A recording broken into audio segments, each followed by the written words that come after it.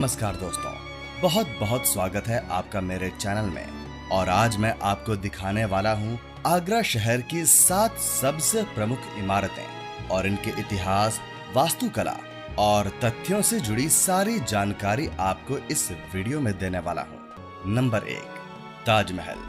आगरा शहर में स्थित ताजमहल को दुनिया भर में प्यार की निशानी के रूप में जाना जाता है और इसको मुगल शासक शाहजहां ने अपनी सबसे चहेती बेगम मुमताज महल की याद में बनवाया था। ताजमहल के निर्माण के लिए मध्य एशिया, टर्की, रशिया और ईरान जैसे कई देशों से लगभग 37 कुशल कारीगरों को भारत लाया गया था, जिनके अंडर में 20,000 मजदूरों ने 21 साल तक लगातार मेहनत की थी। तब जाकर ये खूबसूरत मकबरा तैयार हो पाया था। सन 1632 से लेकर 1653 तक तैयार की गई इस नायाब इमारत की कीमत को आंक पाना तो काफी मुश्किल है, लेकिन जानकारों की मानी जाए तो उस जमाने में ताजमहल को बनाने के लिए 3 करोड़ 20 लाख रुपए की लागत लगी थी, जो वर्तमान में कई अरबों रुपयों से भी ज्यादा है। कहा जाता है कि शाहजहां ने कुछ समय तक मुमताज के मकबरे को यहाँ बने बगीचे में दफना कर रखा था, लेकिन ताजमहल के बन जाने के बाद मुमताज की कब्र को बगीचे से निकालकर इस मुख्य इमारत में दफनाया गया। ताजमहल की शोभा बढ़ाने के लिए इसका निर्माण सफेद संगमरमर से किया गया है और मकबरे के ऊपर एक विशाल गुंबद बनाया गया है। इस गुंबद पर एक किरीट कलश स्थित है, जो कि फारसी और हिंदू वास्तुकला की छवि को दर्शाता है। यहाँ चारों कोनों पर आपको 40 मीटर ऊंची मीनारें भी दिखाई देंगी, जो कि दिखने में सीधी लगती हैं, लेकिन ये बाहर की तरफ झुकी हुई हैं। इन मीनारों को ऐसा बनाने का ये कारण था कि अगर ये कभी गिरें तो बाहर की तरफ गिरें और मुख्य इमारत को कोई नुकसान न पहुंचे। मैं आपको बताना चाहूंगा कि ताजमहल बनाने के लिए 28 प्रकार के पत्थरों का प्रयोग किया गया है, जो कि ईरान, रूस, तिब्बत, अफगानिस्तान और मिस्र जैसे देशों से लाए गए थे। इन कमाल के पत्थरों की वजह से ताजमहल सुबह के समय गुलाबी, दिन में सफेद और पूर्णिमा की रात को सुनहरा नजर आता है। ताजमहल में कई जगह कुरान की आयतों के लेख मौजूद हैं, जिनको जस्पर और काले मार्बल का इस्तेमाल करके थुलुट लिपि में लिखा गया है। मैं बताना चाहूंगा कि शाहजहां ने ताजमहल को बनाने के लिए प्रसिद्ध वास्तुकार उस्ताद अहमद लाहौरी को चुना था, जिन्होंने दिल्ली के लाल किले को बनाने में भी मुख्य भूमिका निभाई थी। नंबर 2, फतेहपुर सीकरी। आगरा शहर से लगभग 40 किलोमीटर दूर स्थित है फतेहपुर सीकरी। सन 1571 से 1585 तक, यानी करीब 14 साल तक मुगल साम्राज्य की राजधानी रहने वाला ये शहर न सिर्फ बादशाह अकबर की जीत की एक निशानी है, बल्कि वो जगह है जहां पर उनको सूफी संत सलीम चिश्ती से दुआ मांगने के बाद उनकी हिंदू रानी जोधा बाई से एक संतान हुआ था, जिसका नाम था जहांगीर। यहाँ पहले सीकरी नाम का एक गांव हुआ करता था, तो साल 1573 में गुजरात जीतने के बाद अकबर ने इस जगह का नाम रखा था फतेहपुर सीकरी, यानी कि सिटी ऑफ विक्ट्री। और फिर उन्होंने यहाँ अपनी जीत के उपलक्ष्य में बुलंद दरवाजा बनवाया, जिसको बोला जाता है डोर ऑफ विक्ट्री, जो कि दुनिया का सबसे बड़ा दरवाजा हुआ करता था। साल 1556 में हुमायूं की मृत्यु के बाद उनके बेटे अकबर को मात्र 14 साल की उम्र में बादशाह बनाया गया। बादशाह अकबर पढ़े लिखे नहीं थे, इसीलिए वो समय समय पर अपने 9 वजीरों से राय लिया करते थे। तो इस सामने वाली इमारत को बोला जाता है दीवाने खास, जहां बैठकर अकबर अपने मंत्रियों के साथ मीटिंग किया करते थे। यहाँ बीच के हिस्से में अकबर बैठते थे और चारों तरफ बनी बालकनी में उनके नवरत्न यानी कि 9 वजीर बैठा करते थे। ये है खजाना महल, और इसके अंदर बने खानों में उस जमाने में खजाना भरा रहता था। उस जमाने में बिजली नहीं थी, तो अकबर ने गर्मी से बचाव के लिए ये महल बनवाया था, जिसको पंचमहल, हवा महल या गर्मियों की जन्नत भी कहा जाता है, क्योंकि यहाँ इतनी अच्छी हवा चलती थी कि यहाँ बैठने का असली मजा गर्मियों में ही हुआ करता था। ये है अनूप तालाब, और बताया जाता है कि अकबर के नवरत्नों में से एक तानसेन उस सामने वाली प्लेटफॉर्म पर बैठकर जब भी वो मल्हार राग गाते थे तो बारिश आ जाती थी, और जब भी वो दीपक राग गाते थे तो दीपक जल जाया करते थे। तो ये उस समय का एंटरटेनमेंट एरिया हुआ करता था। ये सामने वाली बिल्डिंग जो आप देख रहे हैं, इसको कहा जाता है ख्वाबगाह, अकबर का रॉयल बेडरूम, और ये है उनका बेड। इसके ऊपर चढ़ने के लिए उस जमाने में चंदन की सीढ़ियां हुआ करती थी, और जब बादशाह ऊपर चढ़ जाते थे तब उन सीढ़ियों को हटा दिया जाता था, जिससे कि वो सुरक्षित रहें और उनके ऊपर कोई हमला ना कर सके। ये है बीरबल महल, जो कि अकबर के सबसे भरोसेमंद लोगों में से एक बीरबल के लिए बनवाया गया था। यहाँ के बाकी महलों की तरह ही आपको इसमें भी काफी सुंदर कलाकारी देखने के लिए मिल जाएगी। ये है जोधाबाई का महल, जिसको बादशाह ने खास तौर पर जोधाबाई के लिए बनवाया था। इसमें आपको उनके लिए बनाया गया समर पैलेस, विंटर पैलेस, मंदिर और किचन भी देखने के लिए मिल जाएगा। फतेहपुर सीकरी की सबसे खास इमारतों में से एक है हजरत सलीम चिश्ती साहब की दरगाह, जिनकी दुआ से अकबर को बेटा हुआ था। और आज भी ऐसा माना जाता है कि अगर किसी भी धर्म का इंसान मन्नत मांगने के लिए यहाँ धागा बांध कर जाता है तो उसकी दुआ जरूर कबूल होती है। बताया जाता है कि फतेहपुर सीकरी में पानी की दिक्कत लगातार बनी रहती थी, इसीलिए बाद में अकबर ने इस शहर को हमेशा के लिए छोड़ दिया। Number 3, Agra fort. यमुना नदी के दाहिने किनारे पर स्थित ये विशाल आगरा का किला विश्व प्रसिद्ध ताजमहल से मात्र 2.5 किलोमीटर की दूरी पर है। सिकंदर लोदी दिल्ली के पहले सुल्तान थे, जिन्होंने अपनी राजधानी को दिल्ली से आगरा शिफ्ट कर दिया था, जिसे 9 सालों तक बादलगढ़ के नाम से जाना जाता था। जब बाबर ने अपने बेटे हुमायूं को आगरा भेजा तो उसने बादलगढ़ किले पर कब्जा कर लिया और एक विशाल खजाना जब्त कर लिया, जिसमें प्रसिद्ध कोहिनूर हीरा भी शामिल था। ये किला 3 किलोमीटर के दायरे में फैला हुआ है और 70 फीट ऊंची सुरक्षा दीवार से घिरा है। जब अकबर 1558 में आगरा पहुंचे तो उन्होंने इस शहर के महत्व को महसूस किया और आगरा को अपनी राजधानी बना लिया।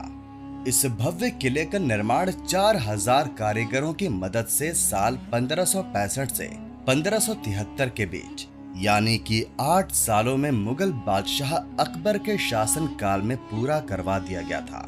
मुगलों ने 1638 में आगरा से बदलकर दिल्ली को अपनी राजधानी बना दिया और तब तक ये आगरा का किला उनका मुख्य निवास स्थान बना रहा। ऐसा बताया जाता है कि शाहजहां ताजमहल के सामने एक काला ताज बनवाना चाहते थे, इसीलिए उनके बेटे औरंगजेब ने उन्हें किले के मुसम्मन बुर्ज में नजरबंद कर दिया था, जहां से शाहजहां ताजमहल को देखा करते थे। आगरा का किला मुगलों द्वारा निर्मित सबसे खास इमारतों में से एक है और इसमें कई महत्वपूर्ण भवन और महल हैं, जैसे कि दीवाने खास, दीवाने आम, मोती मस्जिद, मुसम्मन बुर्ज, शीश महल और जहांगीर महल। ये आगरा का किला मुगल शैली की कला और वास्तु कला का एक आदर्श उदाहरण है और आगरा में ताजमहल के बाद सबसे ज्यादा देखे जाने वाला पर्यटक स्थल है। Number 4, Akbar's tomb. अकबर का मकबरा एक ऐसा मकबरा है जिसको बादशाह अकबर ने अपने जीवित रहते सन 1602 में बनवाना शुरू करवा दिया था, जिसको अकबर की मृत्यु के बाद उनके बेटे जहांगीर ने पूरा करवाया था। सन 1582 में अकबर ने एक धर्म की शुरुआत कराई थी, जिसको कहा जाता था दीन इलाही, जिसके जरिए वो सभी धर्मों के लोगों को एक साथ जोड़ना चाहते थे। इसी वजह से आप देखेंगे कि यहाँ बने इस खूबसूरत दरवाजे और मुख्य इमारत में अलग अलग धर्मों के सिंबल्स को बड़ी खूबसूरती से उतारा गया है। उस जमाने में यहाँ ऐसी टेक्नोलॉजी का इस्तेमाल किया गया था जिसकी हम आज भी कल्पना नहीं कर सकते। यहाँ की कुछ दीवारों को ऐसे मटेरियल से बनाया गया था कि वो एक टेलीफोन की तरह काम किया करती थी, जिससे कि दो लोग दूर रहते हुए भी आपस में बात कर सकते थे। यही नहीं, बल्कि इसके नींव में रेडवुड और सालवुड का इस्तेमाल किया गया है, जो कि इस इमारत को भूकंप रोधी यानी कि अर्थक्वेक रेजिस्टेंट बनाती है। अपनी पसंदीदा बेगम जोधाबाई के मकबरे से केवल 1 किलोमीटर दूर बने इस मकबरे के कांच महल में लगी टाइल्स पर जब पूर्णिमा की रात को चांद की रोशनी पड़ती थी तो यहाँ का नजारा देखने लायक हुआ करता था।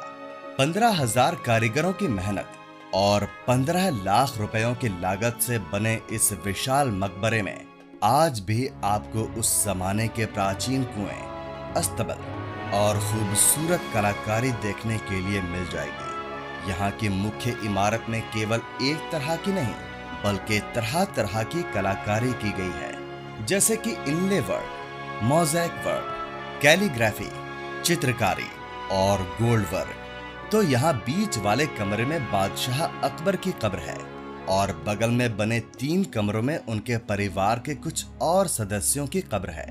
वैसे तो अकबर की इच्छा थी कि उनके परिवार के जितने भी लोगों की मृत्यु होती रहे उनकी कब्र यहीं पर बनाई जाए और इसी वजह से उन्होंने यहाँ 40 कमरे बनवाए थे, लेकिन ऐसा पूरी तरह से मुमकिन नहीं हो पाया और इनमें से अधिकतर कमरे आज भी खाली पड़े हैं। Number 5, tomb of Mariam uz Zamani. Akbar के मकबरे से केवल 1 किलोमीटर दूर स्थित जोधाबाई का मकबरा आगरा के सिकंदरा एरिया में पड़ता है। जोधाबाई बादशाह अकबर की सबसे पसंदीदा, बुद्धिमान और प्रभावशाली रानी हुआ करती थी। उनको जोधाबाई के अलावा हीर कुंवारी, हरखाबाई और शाही बेगम के नाम से भी जाना जाता था। ये सारा जो स्ट्रक्चर आप देख रहे हैं ये एक समय में बारादरी हुआ करता था, जिसको सिकंदर लोदी ने सन 1495 में बनवाया था। सन 1623 में इस बारादरी को मुगलों ने अपनाकर इसका पुनर्निर्माण करवाया और इसको मकबरे में परिवर्तित कर दिया। इस मकबरे का निर्माण जोधाबाई के बेटे जहांगीर ने अपनी मां की याद में सन 1623 से 1627 के बीच में करवाया था। इसकी दीवारों पर आपको खूबसूरत चित्र और नक्काशी भी देखने के लिए मिल जाएगी। ये चौकोर आकार में बना हुआ मकबरा एक मुगल गार्डन के बीचों बीच बना हुआ है और इसका निर्माण एक प्लेटफॉर्म के ऊपर किया गया है। मुगलों के समय भी यहाँ काफी काम करवाया गया था और इस इमारत को बेहतर रूप देने के लिए उन्होंने इस स्ट्रक्चर में छतरियों और छपर खट्टों का इस्तेमाल किया था, जो कि देखने में बेहद खूबसूरत लगते हैं। अपनी पहली 2 पत्नियों से औलाद न होने के कारण बादशाह अकबर बहुत निराश रहते थे, लेकिन जब अकबर की शादी जोधाबाई से हुई तब वो सीकरी गांव में सलीम चिश्ती के पास दुआ मांगने पहुंचे और उनकी दुआ कबूल हो गई और उनको एक बेटा हुआ, जिसको बाबा ने अपना नाम दिया सलीम, जिसको आप जहांगीर के नाम से भी जानते हैं। सलीम के जन्म की खबर मिलते ही बादशाह ने जोधाबाई से मिलकर उनके सर पर राजवंशी पट पहनाया और फिर जोधाबाई को एक बहुत ही सम्मानजनक उपाधि दी गई, जिसको कहा जाता है मरियम-उज़-ज़मानी, यानी कि मैरी ऑफ द एज। यही वजह है कि इस मकबरे को मरियम का मकबरा या टुम्ब ऑफ मरियम-उज़-ज़मानी के नाम से भी जाना जाता है। आइए अब आपको इस मकबरे की सबसे खास जगह दिखाता हूँ, यानी कि मुगल बादशाह अकबर की पत्नी जोधाबाई की कब्र।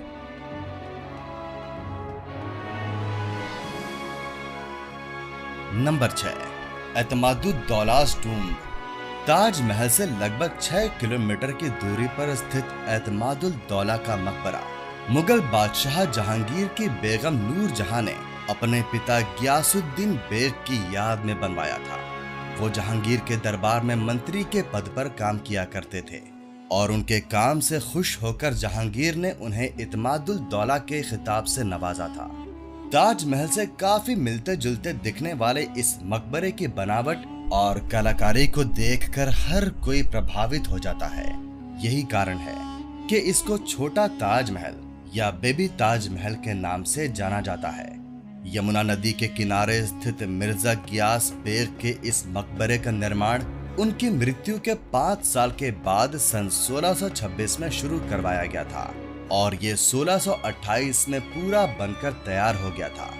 बेबी ताज के नाम से मशहूर इस मकबरे की कई चीजें ऐसी हैं जिन्हें बाद में ताजमहल बनाते समय अपनाया गया था। खास बात यह है कि उस जमाने में ये मकबरा भारत में बना पहला मकबरा था जो कि पूरी तरह सफेद संगमरमर से बनाया गया था। इसकी दीवारों पर पेड़ पौधों, जानवरों और पक्षियों के चित्र उकेरे गए हैं। अपनी खूबसूरती के कारण ये मकबरा आभूषण बक्से यानी कि ज्वेल बॉक्स के रूप में भी जाना जाता है। नूरजहां ने ये मकबरा 4 बाग प्रणाली से बनवाया था, यानी कि इसके चारों तरफ दीवारों के साथ साथ अंदर की तरफ 4 खूबसूरत व्यवस्था की गई है। बताया जाता है कि इस मकबरे से ही सबसे पहले पियत्रा द्वारा की शुरुआत की गई थी, जो कि पत्थर तराशने की एक कला है। असल में इस पद्धति में संगमरमर के पत्थरों का प्रयोग करके उनमें हीरे जवाहरात वगैरह जड़े जाते थे। नंबर 7, आराम बाग। ताजमहल से लगभग 5 किलोमीटर दूर स्थित आराम बाग भारत का सबसे पुराना मुगल गार्डन है, जिसको मुगल सम्राट बाबर ने सन 1528 में बनवाया था। बताया जाता है कि पानीपत के पहले युद्ध में इब्राहिम लोदी को हराने के बाद जब बाबर आगरा पहुंचे तो वो गर्मी से बेहाल हो गए और उसी के बाद उन्होंने यहाँ अपने आराम गाह के रूप में इस उद्यान का निर्माण करवाया था। इस आराम गाह में ऐसे इंतजाम करवाए गए थे कि भीषण गर्मी में भी यहाँ ठंड का एहसास होता था। 2 मंजिला बारादरी के इस आराम गाह को हिश्त बहिश्त नाम से भी जाना जाता था। मुगलों के शासन काल तक समरकंद की 4 बाग शैली पर बने भारत के इस पहले मुगल गार्डन को आराम बाग कहा जाने लगा, लेकिन बाद में जब आगरा पर मराठों का शासन हुआ तो उन्होंने इसका नाम बदलकर राम बाग कर दिया। इस बाग में बाबर ने झरने, नहरें, एक बड़ा कुआं और हमाम भी बनवाया था। यही नहीं बल्कि उन्होंने यहाँ कनेर, अनार और चंदन के पौधे भी लगवाए थे। बाग की नहर में पानी यमुना नदी से 3 चबूतरों पर बने झरनों से आता है। आप देखेंगे कि इस बाग में 2 गुंबददार इमारत भी है जिनका रुख यमुना नदी की ओर है। साथ ही आपको यहाँ एक तहखाना भी दिखाई देगा जिसमें कड़ी गर्मी के समय शाही परिवार शरण लिया करता था। इस बाग की खूबसूरती बेजोड़ है और इसमें आपको ढेर सारे आड़े तिरछे पानी के रास्ते और फव्वारे भी देखने के लिए मिल जाएंगे। बताया जाता है कि मुगल बादशाह जहांगीर की बेगम नूरजहां ने इस बाग का नवीनीकरण भी करवाया था। राम बाग की ठंडक के कारण ब्रिटिश काल में अंग्रेजों ने इसे हनीमून के लिए उपयोग में लाना शुरू कर दिया था, तो अंग्रेज अफसर छुट्टी मनाने के लिए राम बाग आते थे और इसकी बुकिंग के लिए इंतजार करना पड़ता था। बताया जाता है कि 15 दिनों से ज्यादा किसी को बुकिंग मिलना मुश्किल हुआ करता था। इसके मूल ढांचे के ऊपर अंग्रेजों ने कुछ कमरे भी बनवाए थे जो कि बाद में गिर गए थे। तो ये थी आगरा शहर की 7 सबसे प्रमुख इमारतें और इनसे जुड़ा रोचक इतिहास और तथ्य। अगर आप चाहते हैं कि मैं किसी खास इमारत का वीडियो आपके लिए बनाऊं, तो उस जगह का नाम नीचे कमेंट करके जरूर बताइएगा। अगर आपको मेरा ये वीडियो पसंद आया हो तो इसको लाइक और शेयर करना मत भूलिएगा, और अगर आप मेरे चैनल पर नए हैं तो इसको सब्सक्राइब जरूर कर लीजिएगा। आपका बहुत बहुत धन्यवाद। आपका दिन शुभ रहे।